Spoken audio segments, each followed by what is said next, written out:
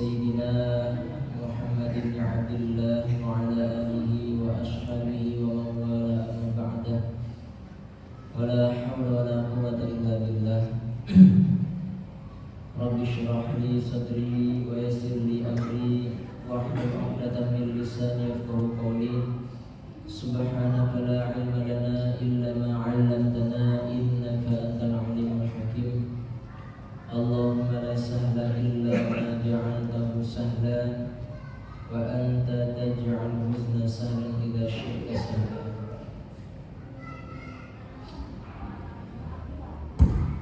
Jamaah subuh, jamaah maghrib, masa-masa menghadap kepada Allah Subhanahu wa Ta'ala. Alhamdulillah, bersyukur kita kepada Allah Subhanahu wa Ta'ala yang mana saat ini Allah Subhanahu wa Ta'ala telah menyibukkan kita, membuat kita sibuk dengan perkara yang baik, dengan perkara yang insya Allah Allah Subhanahu wa Ta'ala ridhoi, yakni duduk di masjid, i'tikaf dalam rangka menuntut ilmu. Semoga duduknya kita di sini adalah duduk yang diridhoi oleh Allah Subhanahu wa Ta'ala, dan semoga kita menjadi hamba-hamba yang ikhlas, yang istiqomah dalam mencapai ridhonya. Amin ya rabbal alamin. Salat dan salam semoga senantiasa tercurahkan kepada junjungan kita Nabi besar Muhammad sallallahu alaihi wasallam, Nabi yang senantiasa memberikan kita nasihat supaya kita terselamatkan dari segala mara bahaya, dari segala penderitaan baik di dunia sementara maupun di akhirat yang selama-lamanya. Jamaah maghrib bersama-sama mengharap ridha Allah Subhanahu wa Ta'ala. Ini kita sudah masuk ke bab baru, ya. Bab yang menerangkan tentang keutamaan zuhud. Zuhud di dunia. Zuhud itu apa? Zuhud itu kalau secara bahasa maknanya adalah tarkul maili ila syai', meninggalkan kecondongan terhadap sesuatu, tidak condong terhadap sesuatu. Itu secara bahasa. Jadi kalau kita pakai istilah zuhud untuk perkara-perkara apapun itu sebenarnya bisa. Zahadatan fil ilmi, tidak cenderung ingin mendapatkan ilmu. Nah, itu juga bahasanya zuhud. Atau bahasa gampangnya tidak tertarik. Tidak tertarik terhadap sesuatu, itu kalau secara bahasa itulah arti dari zuhud. Kemudian ulama mengartikan secara maknawi, secara istilah, bahwasanya zuhud itu adalah hubud dunya wal i'radu anha, membenci dunia dan berpaling darinya. Nah, kalau kita mengartikan mengikuti definisi yang ini, mungkin di antara kita tidak ada yang bisa menjadi orang yang zuhud. Apa? Benci dunia dan berpaling darinya. Akan tetapi ada satu pendapat yang lain. Maksud dari zuhud adalah tarku rahatid dunya talaban li rahatil akhirah, meninggalkan kesenangan santai-santai hidup di dunia demi mencari kesenangan dan santai-santai untuk kehidupan akhirat. Kalau kita artikan dengan arti yang ini akan lebih mudah kita amalkan. Berarti zuhud adalah kita tidak mau santai-santai di dunia dengan tujuan untuk mencari santai-santai di akhirat. Itulah zuhud. Ada juga yang mengartikan bila wa ayyakhlu qalbak mimma khalat minhu yaduk. Kita kosongkan hati kita dari cenderung, dari menginginkan apa yang tidak kita miliki. Ya sudah. Ya, kita tidak punya A, tidak punya B, tidak punya C, sudah, hati kita biarkan, tidak cenderung untuk menginginkan atau memilikinya. Itulah zuhud. Yang paling gampangnya itu ya tadi, meninggalkan kesenangan dunia demi untuk mencapai kesenangan akhirat. Dan memang zuhud ini adalah salah satu derajat yang tinggi. Derajat yang tinggi. Di antara sahabat banyak sekali yang terkenal dengan kezuhudan mereka, kesederhanaan mereka. Nah, di antaranya ya contohnya ya sahabat-sahabat seperti Sayyidina Ali ya. Kemudian sahabat Sayyidina Umar, bahkan beliau seorang khalifah, seorang pemimpin Islam tertinggi, sampai hidup beliau tetap sederhana. Begitu juga Sayyidina Umar, begitu juga para sahabat yang banyak sekali, dan begitu juga wali-wali Allah dan para ulama. Bukan berarti ketika kita memiliki sesuatu, memiliki harta, kita tidak bisa zuhud, tetap bisa. Dikatakan zuhudnya orang yang berharta adalah tidak memasukkan apa yang ada di tangannya ke dalam hatinya. Maknanya saya punya mobil, saya punya tanah, saya punya usaha, saya punya bisnis, ini adalah usaha saya, tapi bukan di hati saya. Kalau ternyata suatu saat ini hilang dari tangan saya, maka inilah milik Allah, bukan milik saya. Tidak ada kesedihan yang berarti. Kemudian seandainya ada orang yang memintanya, ada orang yang mengharapkannya, dan memang harus untuk diberikan, maka kita tidak berhenti untuk memberikannya. Itulah zuhud. Sehingga zuhud itu tidak hanya dimiliki oleh orang miskin saja. Kadang-kadang kan kalau kita memaknai zuhud itu terkesan dengan kehidupan yang sederhana, pakaian biasa saja, kendaraan yang biasa saja, rumah yang biasa saja. Memang terkadang zuhud bisa diidentifikasi dengan hal-hal yang zahir, tapi lebih ke hati seseorang. Kalau secara zahirnya Masya Allah sederhana, meninggalkan dunia, pokoknya hidupnya biasa saja, kayak orang butuh kalau dunia, kayak gak tertarik sama dunia, tapi hatinya selalu memikirkan dunia, cinta terhadap dunia, mengharap apa-apa yang dimiliki oleh orang lain, maka itu jauh dari yang namanya zuhud. Sebaliknya, orang yang memiliki banyak harta, tangannya penuh dengan emas, tapi hatinya penuh kecintaan dengan Allah, sehingga emas yang di tangan itu tidak masuk ke dalam hatinya. Bisa jadi orang yang seperti itu justru malah menjadi orang yang zuhud. Makanya kita bahas sekarang hadis-hadis, ayat-ayat Al-Quran yang berkaitan dengan masalah zuhud. Bismillahirrahmanirrahim. Wa ma hayatud dunya illa mata'ul ghurur.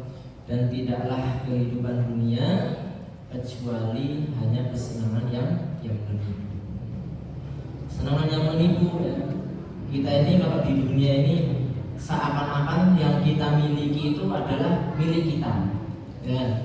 Kita punya kendaraan bagus ya seakan-akan itu milik kita. Kita punya duit yang banyak ya seakan-akan itu milik kita. Padahal sejatinya itu bukan milik kita. Itu hanya titipan saja. Dan kesenangannya itu semua kesenangan yang menipu. Seperti anak-anak. Anak-anak itu senang main apa saja yang di hadapannya. Kemudian ketika dia tinggalkan ya, ketika mereka sudah capek, mereka akan tinggal. Begitu juga dunia. Kita senang-senang ya kan? Senang-senang dengan ini, senang-senang dengan itu, padahal suatu saat pasti akan kita tinggal. Menipu. Bahkan banyak orang-orang yang tertipu dengan dunia, seakan-akan hidupnya ini selamanya di dunia. Apa jenenge ngumpulin duit sampai triliunan, miliaran, triliunan, padahal usianya sudah 80 sekian tahun, sudah 90 sekian tahun, masih tetap ngumpulin duit. Padahal ya harap mati. Seakan-akan hidupnya itu akan selamanya. Nah, itu orang-orang yang hati. Dunia seperti itu. Ya. Kesenangan dunia hanyalah kesenangan yang menipu. Sedangkan kesenangan akhirat adalah kesenangan yang abadi, yang sejati. Dikatakan mau diwasau bi ahadikum fil jannah khairun minad dunya wa ma fiha. Tempat tongkat kita di surga aja ya, itu lebih baik ketimbang dunia dan seisinya. Kita yang di dunia ini merebutkan apa? Tambang emas, tambang nikel, tambang batu bara, tambang minyak dan sebagainya. Itu kalau dibandingkan dengan apa yang ada di akhirat nanti, itu hanya seperti setetes dibandingkan lautan, sangat-sangat sedikit. yo sak titik yo berebutan wong pirang-pirang sampai bunuh-bunuhan, jegal-jegalan ya kan. Sing dikono dijegal-jegal men ora jadi pemimpin, supaya yang jadi pemimpin itu yang menguntungkan saya, seperti itu. Pokoknya macam-macam caranya. Ini hanya demi mendapatkan dunia yang sangat sedikit. Zuyyina lin-nasi hubbu syahawati minan nisa. Dibuat indah. Maksudnya manusia ini seakan-akan di pandangan mereka secara umum itu mencintai, menyenangi minan nisa, perempuan. Ini urutannya. Jadi urutan pertama yang paling disyahwati, yang paling disenangi oleh manusia, khususnya laki-laki, ini adalah perempuan. Makanya Nabi Adam itu sudah di surga, sudah mendapatkan banyak kenikmatan, masih belum begitu bahagia. Sebab apa? Belum ada istri. Sampai akhirnya meminta kepada Allah, dan Allah ciptakanlah istri Nabi Adam, Siti Hawa, dari tulang rusuknya. Yang pertama perempuan. Yang kedua adalah banin, anak-anak.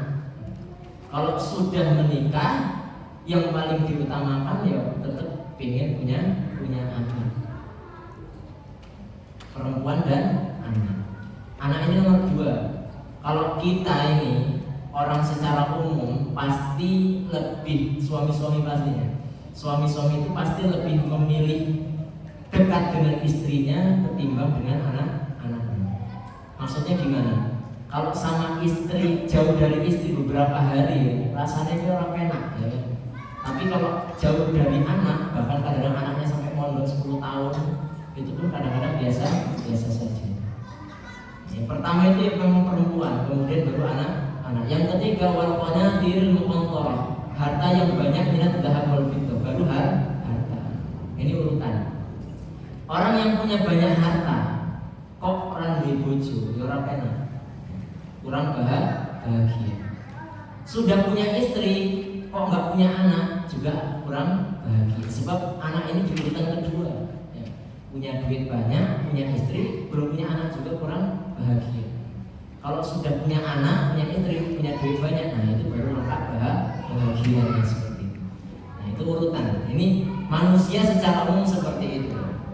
Minat dhahabi wal fiddah wal khairil musawwamah, dan dicintakan oleh manusia terhadap kendaraan yang dipilih, maksudnya kendaraan yang bagus. Ini nomor 4 Pak. Jadi secara umum orang itu lebih memilih memiliki duit yang banyak ketimbang kendaraan yang bagus. Coba misalnya sekarang kita punya mobil mewah, Alphard atau apalah yang harganya miliaran, mewah. Tapi pendapatan kita, duit kita ini sebulan 25 juta, ini abot. Ya. Tidak begitu bahagia, justru paling kita jual, ya kan? Kita jual untuk usaha supaya pundi-pundi uang kita lebih banyak. Jadi yang keempat itu berkendaraan. Kendaraan itu nomor 4. Justru duit dulu, harta dulu, baru kendaraan. Kalaupun kendaraan yang umum, yang secara umum kita gunakan hari-hari, yang keperluan secara keperluan yang mendesak, mungkin itu adalah bagian dari syahwat kita. Tapi yang mewah-mewah itu tetap nomor 4. Lebih senang kita punya duit banyak ketimbang punya harta yang punya kendaraan yang bagus tapi tidak punya duit. Kemudian baru wal-an'am wal harth, kemudian baru hewan ternak dan tumbuh-tumbuhan, maksudnya pertanian. Jadi kalau misalnya kita suruh milih antara kita punya duit terus-terusan tanpa harus menanam, tanpa harus berternak, pasti kita akan lebih milih punya duit. Gajian tiap bulan tanpa harus repot-repot, itu pasti akan lebih disenangi kebanyakan orang ketimbang harus menanam dan juga bertanam. Meskipun mungkin bisa jadi bertanam dan bertanam itu akan menghasilkan harta yang lebih banyak ketimbang orang yang gajian. Makanya dalam Al-Quran itu nggak mungkin rancu ya, dalam pikiran kita, dalam fitrah kita. Pertama suka dengan perempuan, kemudian anak-anak, baru harta yang banyak, kemudian baru kendaraan, hewan ternak dan tanaman. Ini hewan ternak dan tanaman ini terakhir. Ya, kalau misalnya orang itu disuruh milih menerima bansos setiap setiap bulan sama suruh kerja, kebanyakan mesti lebih menerima bansos.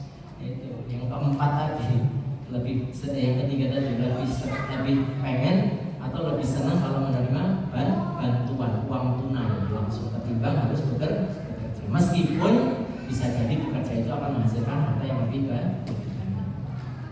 Dzalika mata'ul hayatid dunya, dan semua itu adalah mata kesenangan hidup di dunia.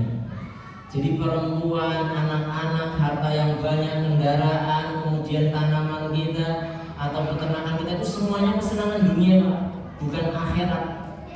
Jangan kita anggap istri kita itu akhirat, anak kita itu akhirat, kemudian apa lagi? Harta kita akhirat. Semua itu dunia selama tidak diperuntukkan untuk akhirat. Kalau kita kepengen anak-anak kita, istri-istri kita menjadi istri-istri yang menjadi istri kita di akhirat, yang menguntungkan kita di akhirat, maka jadikanlah mereka istri-istri yang solihah, anak-anak yang solih dan solihah.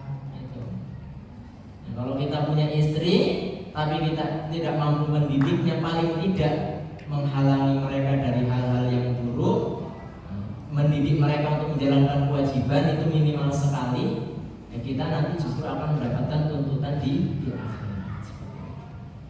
Di dunia belum tentu membahagiakan, di akhirat pasti akan mendapatkan tuntutan kalau kita tidak berusaha untuk mendidiknya. Begitu juga anak-anak, ya. Anak-anak kita 1, 2 orang, 3 orang, 4 orang, seberapapun yang kita miliki, mereka itu akan menguntungkan kita di akhirat kalau kita didik mereka menjadi anak-anak yang cinta akhirat, yang menguntungkan kita di akhirat. Kalau tidak sebaliknya, justru nanti di akhirat ya akan saling menuntut. Barangkali kita sudah mau masuk surga, tapi gara-gara ada anak kita yang tidak kita didik dengan baik, ditanya anak kita menuntut, wahai ya Allah, itu ayah saya, ibu saya dulu tidak pernah mengingatkan saya untuk masalah sholat, tidak pernah mengingatkan saya dalam hal-hal yang haram, tidak pernah mengingatkan saya, mengajari saya dalam agama. Saya tidak ridho kalau dia masuk surga sedangkan saya masuk neraka. Semua anak istri itu memang perhiasan bagi kita. Harta yang kita miliki itu perhiasan bagi kita, tapi selama mereka tidak taat kepada Allah. Tapi kalau mereka taat kepada Allah, mereka menjalankan syariat Allah, menguntungkan akhirat kita. Wallahu indahu husnul ma'ab. Di sisi Allah lah sebaik-baik tempat kembali. Harta yang banyak, nggak apa-apa kita punya harta yang banyak, tunaikan kewajiban dari harta kita. Zakatnya minimal, syukur-syukur ada sedekah. Kalau kami itu di pondok dianjurkan, bukan diwajibkan, dianjurkan sekali minimal dari harta yang kita miliki 10% itu untuk perjuangan agama. Baik itu perjuangan agama di anak-anak kita, atau perjuangan agama di diri kita sendiri, ataupun di lembaga-lembaga yang memperjuangkan agama Allah. 10%. Gimana caranya kok 10% buat teman-teman 2,5% aja kadang-kadang nggak dibayar. Zakat 2,5% aja kadang-kadang nggak dibayar. Prosesinya dari awal ketika kita masih miskin, jangan ini sugih. Kalau sudah kaya susah. Kalau kita masih miskin, penghasilan kita baru 1 juta, 2 juta, 10% itu insya Allah ringan, nggak berat. Bayangkan saja kalau kita sehari itu 100.000 keperluannya, ataupun hal yang kita miliki masih ada sisa, ya kita luangkan 10% itu. Ya baik dari harta keseluruhan atau paling tidak dari sisa yang kita miliki seperti itu. Insya Allah itu kalau kita punya pengaturan uang yang seperti itu, sedekah dari awal seperti itu, insya Allah akan diutamakan hal yang paling dekat, kemudian yang paling dekat, dari mulai orang yang mungkin orang tua kita, mungkin anak-anak kita, kemudian yang lain-lain. Tapi ya kalau bisa jangan hal yang wajib.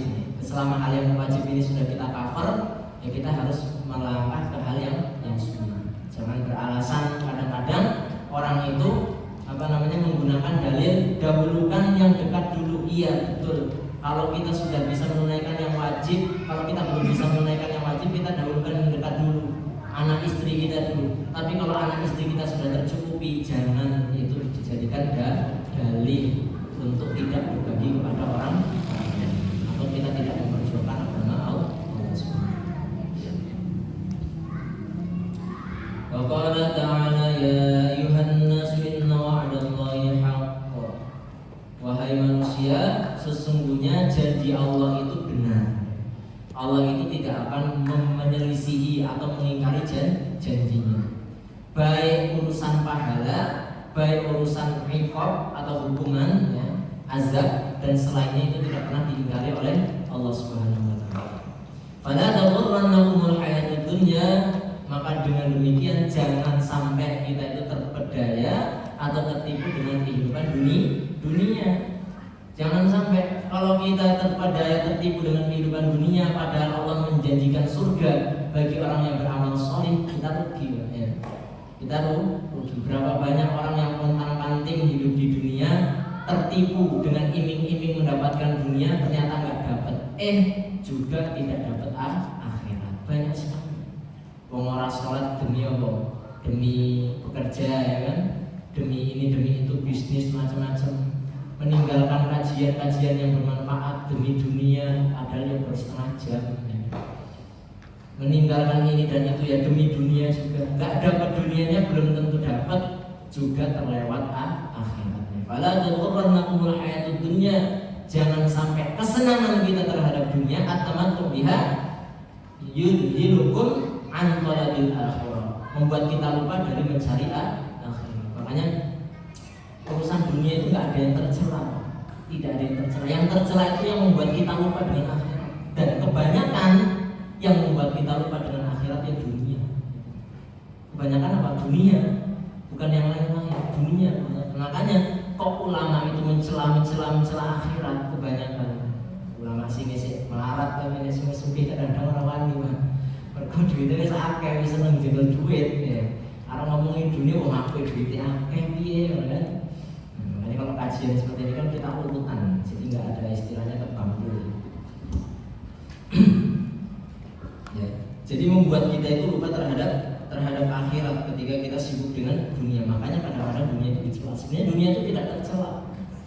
Dalam artian ketika memang tujuannya baik, prosesnya baik, dijalankan dengan baik, kemudian ketika kita sudah memperoleh, juga kita tasarrufkan dengan perkara yang baik dan kita tunaikan apa yang wajib dari apa yang kita miliki, itu sudah insya Allah.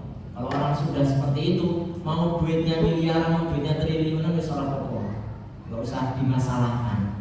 Tapi selama belum menunaikan hal-hal itu, duit yang sedikit ataupun yang banyak, semuanya usaha kita terhadap dunia hanya akan menjadi beban dia.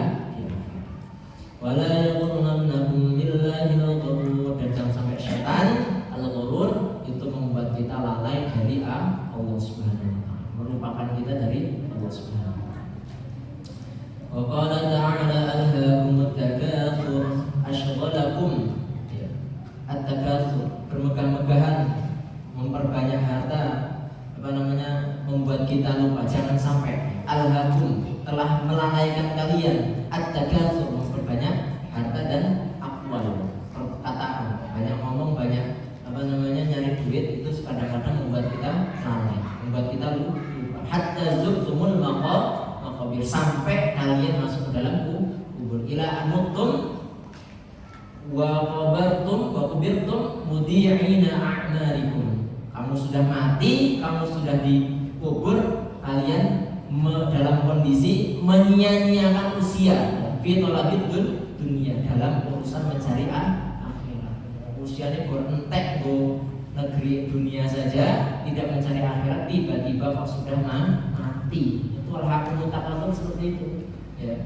Intinya tuh kita lalai dari dunia atau dari akhirat karena kesibukan kita di dunia nyari duit habis-habisan, mati-matian, ternyata sudah mau mati. Bukan ternyata sudah mau mati, memang ternyata mati. Seperti itu.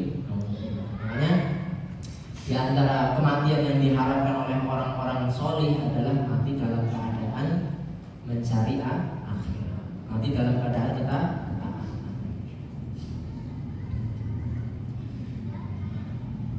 alhaakumut takatsur hatta zurtumul maqabir. Selanjutnya wa qala Allah ta'ala wa ma hadhihi al-hayatud dunya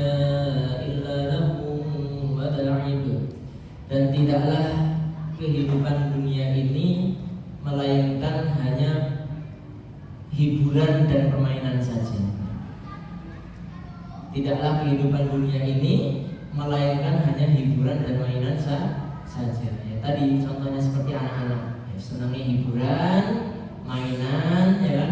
Kesel ya kesel gue hiburan, ya.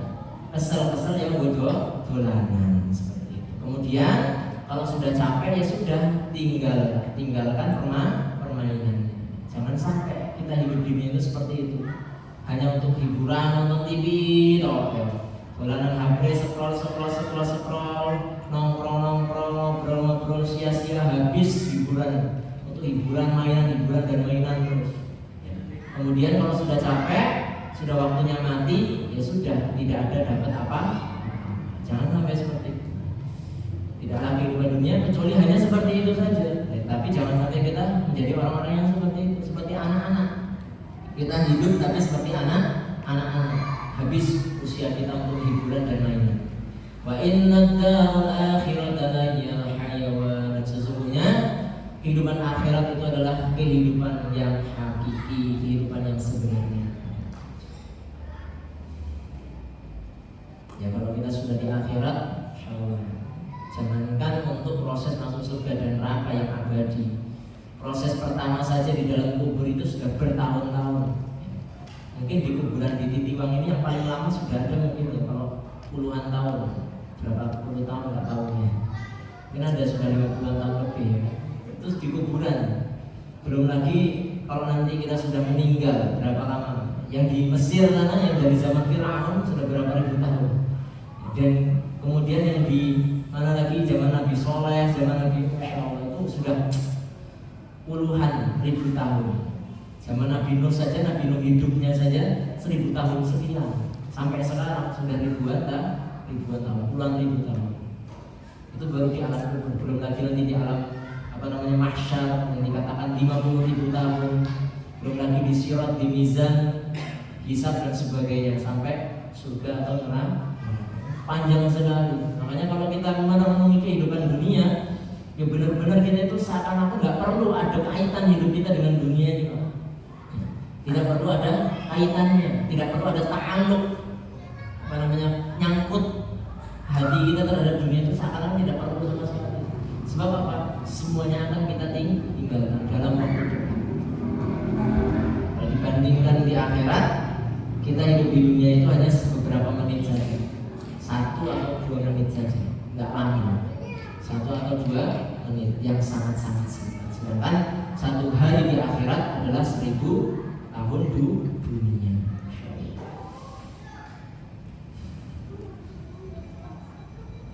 Kemudian selanjutnya hadis-hadis yang menyebutkan mengenai zuhud adalah An Amr bin Auf al-Ansari radhiyallahu anhu anna Rasulullah sallallahu alaihi wasallam ba'atha Abu Ubaidah ibn Jarrah. Rasulullah sallallahu alaihi wasallam mengirim Abu Ubaidah bin Jarrah. Abu Ubaidah bin Jarrah ini termasuk salah satu sahabat yang dijamin masuk surga. Al-Ashraf al-Basyara bil Jannah. 10 orang yang dijamin masuk surga ketika masih di dunia. Beliau dikirim ke Bahrain. Bahrain itu satu negeri yang masyhur di Irak. Nggak tahu apakah itu sama dengan Bahrain yang sekarang atau tidak. Yang jelas di sini disebutkan al-Baldah al-Masyhura bil Iraq. Satu negeri yang masyhur yang terkenal di Irak. Wahia bainal Basrah wal Hijr. Di antara Basrah dan Hijr.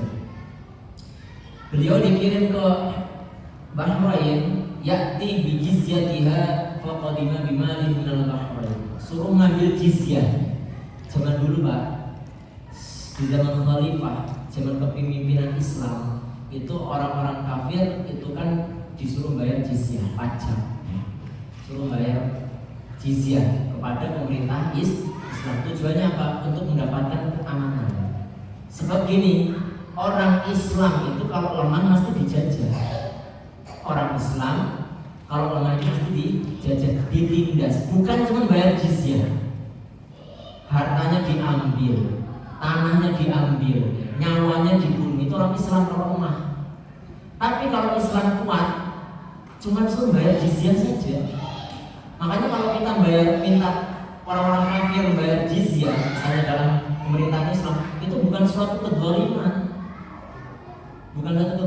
justru adalah suatu keadilan. Bayangkan kalau orang Islam yang lemah dijajah, ditindas, dihabiskan hartanya, tidak boleh punya kekayaan, tidak boleh punya ilmu, menderita sekali. Sedangkan kalau orang kafir, ya, di bawah pemerintahan Islam cuma disuruh bayar jizyah, sekolah ya tetap sekolah, ibadah ya tetap ibadah, bisnisnya tetap bisnis, hanya supaya bayar jizyah supaya dapat keamanan dari pemerintahan Islam. Makanya beliau diutus ke Bahrain ambil jizyah. Ternyata pulang dari Bahrain membawa duit yang sangat banyak. Fasami'atil Ansor. Kemudian kaum Ansor ini mendengar berita tersebut. Dia menghubungi Abi Ubaidah. Datangnya Abu Ubaidah ke Madinah. Fawaqa salat al-fajr ma'a Rasulillah sallallahu alaihi wasallam. Falamma shalla Rasulullah insarafa. Kemudian para sahabat tadi kaum Ansor menyelesaikan sholat beserta Rasulullah. Setelah Rasulullah SAW selesai sholatnya, insarafa, beliau berpaling. Ya, fata'arradu lahu, berpaling menghadap kepada para sahabat. Fatabassama Rasulullah SAW hina ra'ahu. Maka Rasulullah ketika melihat para sahabat ini, beliau tersenyum. Jadi manusiawi, Pak, manusiawi. Ada sahabat Abu Ubaidah pulang dari Bahrain bawa duit banyak, sahabat itu yang ngarep.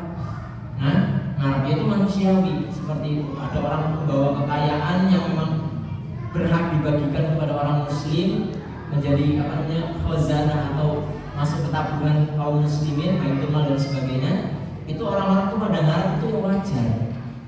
Kalau orang duit punya orang kaya, orang dermawan datang ke suatu tempat, orang-orang datang ngarep itu wajar. Itu manusiawi. Bahkan para sahabat yang keimanannya luar biasa, dikatakan generasi yang terbaik saja menunjukkan ekspresi yang seperti itu. Kalau Rasulullah melihat mereka itu senyum, ini ekspresi ini podo-podo berharap mendapatkan bagian atau uang dari Rasulullah. Summa qala adunnukum sami'tum anna Aba Ubaidah qadiba bi syai'in min al-Bahrain. Dia bersabda, aku mengira kalian itu telah mendengar Abu Ubaidah datang dengan sesuatu, maksudnya dengan harta yang banyak dari Bahrain. Faqalu, maka para sahabat berkata, ajal ya Rasulullah, benar ya Rasulullah. Faqala abshiru wa amilu ma yasurrukum, bergembiralah kalian dan berharaplah apa yang menyenangkan kalian.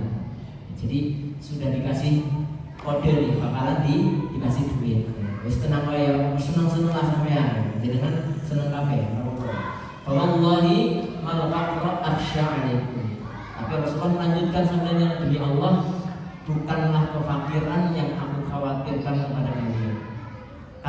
Saya ini enggak takut kalau sahabat-sahabat saya itu fakir. Sahabat-sahabat saya itu miskin. Orang-orang yang melarat, miskin, enggak punya duit itu saya enggak khawatir. Bukan itu yang saya paling khawatirkan.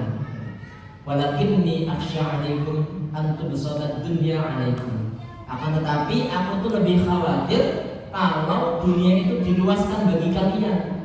Duitnya akeh, justru lebih khawatir Rasulullah. Karena musibah ala makana qablakum, sebagaimana dunia ini dilapangkan, diluaskan bagi orang-orang Bani Israil. Fatanafasuha kama tanafasuha. Kemudian kalian saling berlomba-lomba mendapatkan dunia, sikut menyikut mencari dunia, jegal-menjegal mendapatkan dunia, sebagaimana kaum Bani Israil juga telah melakukan hal demikian. Fatahlikakum kama ahlakatkum, maka dunia akan membinasakan kalian sebagaimana dunia telah membinasakan kaum Bani Israil. Jadi justru bukanlah kefakiran yang lebih dikhawatirkan, tapi ketika kita memiliki dunia, ketika kita memiliki banyak duit, tapi hati kita itu tidak siap dengan itu, justru itu lebih mengkhawatirkan. Sebab ya banyaknya fenomena, khususnya kita di Indonesia, Masya Allah ya, dari mulai pemerintahan, dari segala lini pemerintahan, dari yang pusat sampai ke daerah, semuanya itu kan ya urusannya masalah dunia. Ada sikap menyikut, sikap menjegal, fitnah menfitnah, ya kan, ada buzzer, ada ini, ada itu, macam-macam. Itu urusannya gara-gara dunia, semuanya karena dunia, bukan karena apa-apa. Ya kalau mereka dapat jabatan ya kan dapat dunia. Gara-gara jabatan bisnisnya lancar, bisa ngambil keuntungan sebanyak-banyaknya, bisa mendapatkan ini dan itu. Semuanya itu membinasa. Tidak binasa di dunia, ya pasti binasa di akhirat. Jadi ya kefakiran itu tetap dikhawatirkan. Hanya yang paling dikhawatirkan oleh Rasulullah justru ketika dunia itu semakin kita miliki. Berarti kita tidak boleh memiliki dunia. Ya kita lihat saja lah di daerah Timur Tengah itu. Ya mungkin kalau kita lihat dari sebelum mereka menjadi negara-negara yang kaya dan ketika telah menjadi negara-negara yang kaya, justru keimanan mereka, ketakwaan mereka, produktivitas mereka terhadap agama itu jauh lebih besar ketika di zaman mereka masih miskin ketimbang ketika mereka menjadi orang-orang yang kaya.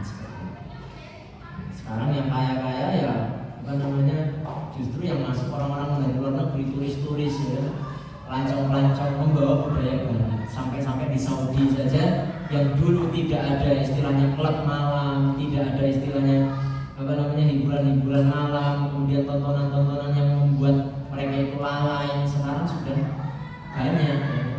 Sudah banyak. Kalau kita lihat itu banyak sekali kerusakan-kerusakan yang terjadi di sana. Itu Saudi, belum lagi negara-negara yang sekitarnya, yang mungkin seperti Dubai lah dan lain-lain, itu lebih parah lah. Jadi kekhawatiran Rasulullah itu sudah timbul, sudah nampak di kalangan kaum muslimin saat ini khususnya. Jam berapa kan? 10 menit lagi. Bismillahirrahmanirrahim. An Abi Sa'id al-Khudri radhiyallahu anhu qala jalasa Rasulullah sallallahu alaihi wasallam 'ala mimbar. Rasulullah sallallahu alaihi wasallam duduk di atas mimbar, wa jalasna haulahu, dan kami duduk di sekitar beliau. Faqala inna mimma akhafu 'alaikum ba'di ma yuftahu 'alaikum min zuhratid dunya wa zinatiha. Muttafaqun alaih. Sesungguhnya termasuk hal yang aku khawatirkan bagi kalian setelah kematianku adalah dunia, kemewahan dunia dan keindahan dunia yang dibukakan bagi kalian. Yang memang sudah terbuka sekarang, minyak-minyak gitu kan. Itu ternyata di Timur Tengah sana, di Jazirah Arab itu memang sangat banyak. Ya, ini sudah kekhawatiran yang dikhawatirkan Rasulullah 1400 tahun yang lalu sudah terbuka ya. Mungkin sekitar sudah 200-an tahun lah ya. Belum lama itu, ya kan Saudi itu ya belum lama jadi negara kaya seperti itu belum. Apalagi Dubai berapa puluh tahun ya. Jadi sudah nampak. Itu adalah hal yang dikhawatirkan oleh Rasulullah. Wa'an Abi Sa'id al-Khudri radhiyallahu anhu anna Rasulullah sallallahu alaihi wasallam qala inna dunya qulwatun khadiratun wa inna Allah ta'ala mustakhlifakum fiha fa yanzuru kayfa ta'malun fattaqud dunya wattaqun nisa. Sesungguhnya dunia itu manis hijau. Maknanya manis hijau itu adalah pertama, ketika orang itu menyicipi sesuatu yang manis, biasanya itu ya senang. Orang itu kan kalau ada buah-buahan, makanan, dibanding yang kecut mesti senang yang manis. Itulah dunia itu manis, disenangi hampir semua orang. Khadiratun hijau. Hijau juga sama. Antara pemandangan yang gersang dengan pemandangan yang hijau, pasti lebih suka pemandangan yang hijau. Terus pokoknya lagi hijau, semua orang suka dunia. Jadi nggak ada bahasa saya orang senang kalau dunia itu mandan-mandan orang jujur lah seperti itu. Meskipun kita mungkin kadang-kadang meninggalkan dunia, tapi seringkali hati kita tetap ada ta'alluq terhadap dunia. Jarang sekali orang itu yang benar-benar murni hatinya tidak mencintai dunia, itu jarang sekali. Wa inna Allah ta'ala mustakhlifakum fiha, dan sungguhnya Allah Ta'ala itu adalah mustakhlifakum, menjadikan kalian khalifah di dunia ini. Maksudnya khalifah itu apa? pengganti Allah yang menggunakan apa-apa fasilitas di dunia ini sesuai dengan yang dikehendaki oleh Allah. Jadi kalau kita di dunia menggunakan apa-apa yang Allah berikan kepada kita berupa tambang misalnya, kemudian laut, kemudian hutan dan sebagainya, itu memang kita diberikan itu, akan tetapi kita harus menggunakannya atau mempergunakannya dengan sesuatu yang baik lah, seperti itu. Ya jangan, kalau di laut ya jangan dibom, ya kan? Hutan ya jangan digundul-gunduli begitu saja tanpa ada perawatan. Kemudian tambang ya harus diolah dengan cara yang baik. Itu baru namanya khalifah, pengganti yang benar. Kalau kita sekarang kan tidak seperti itu, ugal-ugalan ya. Nikel ya ugal-ugalan, emas ya ugal-ugalan, laut ya ugal-ugalan, ya kan? Hutan ya ugal-ugalan. Ini sudah keluar dari sesuatu yang seharusnya. Bayang dulu kayak pertama Allah itu melihat apa yang kita buat. Kalau kita zalim terhadap apa yang Allah amanahkan kepada kita, ya bisa jadi Allah Subhanahu wa taala akan membalas dengan azabnya. Makanya ya jangan heran kalau dengan sebab kita merusak alam itu juga istilahnya kalau orang bilang itu alam itu marah. Sebenarnya bukan alam yang marah, tapi Allah yang memberikan konsekuensi dari apa yang kita lakukan, apa yang manusia lakukan. Fattaqud dunya wattaqun nisa. Maka takutlah kalian terhadap dunia. Maksudnya takut terhadap dunia adalah min mailikum ila zuhatiha, kecenderungan kita terhadap dunia. Jangan sampai kalau bisa kita itu tidak cenderung terhadap dunia. Wa halawatiha wa khadaratiha, yang membuat kita amma yutlabu minkum minal uquf inda ma'ubiha, dari perkara yang dibolehkan bagi kita. Yang dilarang adalah kita cenderung menginginkan mendapatkan dunia dari apa-apa yang seharusnya kita boleh mendapatkan ini.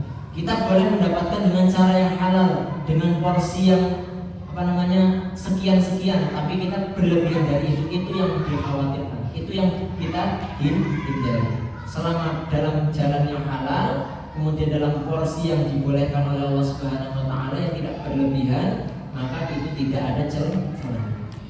Wattaqun nisa. Kemudian juga takutlah kita terhadap perempuan. Ihdaruhunna anna bikaidihinna yahmilukum iftitan bihinna ala tarki ma tuliba minkum. Maksudnya gimana? Kita ini harus takut dengan perempuan. Bukan takut dalam artian suami takut istri, tapi seringkali godaan perempuan itu membuat kita itu terfitnah. Dari mendapatkan yang seharusnya kita tuntut. Kita ini dituntut untuk menuntut ilmu, ngaji, menjalankan ibadah, bekerja yang halal, gitu kan. Kemudian apalagi hal-hal yang lain yang diperbolehkan dan diperintahkan oleh Allah. Seringkali seorang suami itu terjerumus dalam apa yang digoda oleh istrinya. Ojo eman-eman kayak orang popo utang bank, orang popo riba dise, orang popo ikin dike, orang popo milu. Karena apa? Istrinya terkadang seperti itu, ya. Orang popo lah, engkau newis anu tobat, belum tentu bisa tobat. Kemudian apa lagi? Banyak juga ya orang-orang ini kadang-kadang bisnis haram adalah dari bujukan istri. Orang mangkat ngaji, orang belum menunaikan kewajiban juga gara-gara istri. Makanya fattaqun nisa itu seperti itu. Kita harus takut dari fitnah nih perempuan. Godaan mereka yang membuat kita tidak mencari sesuatu yang halal, atau kita melalaikan diri dari apa-apa yang minat takalif, beban-beban keagamaan atau dunia kita seperti itu. Jadi pada kesimpulannya ya, urusan zuhud itu memang berkaitan sekali dengan dunia. Kita itu dituntut untuk tidak mencintai dunia dan lebih mengutamakan akhirat. Bukan berarti kita dituntut untuk meninggalkan dunia, bukan. Tapi dituntut untuk tidak mencintai dunia dan juga mengutamakan akhirat. Sebab bagaimanapun dunia itu ada fitnahnya, dan fitnahnya itu sangat-sangat besar. Kita sering diantara kita membela diri, coba sibuk, harus sempat ngaji, harus sempat jamaah. Kadang-kadang ucapan itu menjadi hal yang bahasanya dalil lah bagi sebagian orang dengan tujuan apa? Untuk melanggengkan atau bahasanya itu supaya apa yang dia lakukan itu dianggap benar seperti itu. Padahal ya tetap itu adalah bentuk bagian dari fitnah dunia. Itu bagian dari fitnah dunia. Ketika orang sudah mengatakan saya bekerja, tidak sempat ini, tidak sempat itu, tidak sempat ibadah, bahkan itu adalah bentuk salah satu contoh nyata dari fitnah dunia. Wallahu a'lam bishawab. A'udzubillahi minasyaitonirrajim. Bismillahirrahmanirrahim. Allahumma shalli wa sallim wa barik ala sayyidina Muhammad wa ala sayyidina Muhammad sayyidil awwalin wal akhirin wa sallim radhiyallahu tabaraka wa ta'ala an sadatina syaikhina Rasulullah ajma'in. Alhamdulillahi rabbil alamin hamdan syakirin hamdan na'im hamdan yuwafi ni'amahu wa yukafi mazidah. Ya rabbana lakal hamdu kama yanbaghi li jalali wajhikal karim wa 'azimi sultanik. Rabbana ighfir lana dhunubana wa liwalidayna warhamhuma kama rabbayana shighara. وللمشايخنا ولأساتذتنا والمعلمين ولتلاميذنا وإخواننا وأخواتنا وأزواجنا وذرياتنا ولجميع المسلمين والمسلمات والمؤمنين والمؤمنات الأحياء منهم والأموات. اللهم قسم لنا من خشيتك ما تحول به بيننا وبين معصيتك ومن طاعتك ما تبلغنا بها جنتك ومن اليقين ما تهون به علينا مصائب الدنيا ومتعنا بأسماعنا وأبصارنا وقواتنا ما أحييتنا واجعله الوارث منا واجعل ثأرنا على من ظلمنا وانصرنا على من عادانا ولا تجعل مصيبتنا في ديننا ولا تجعل الدنيا أكبر همنا ولا مبلغ علمنا ولا تسلط علينا من لا يخافك ولا يرحمنا. اللهم اجعل جمعنا هذا جمعا مرحوما وتفرقنا من بعده تفرقا معصوما. ربنا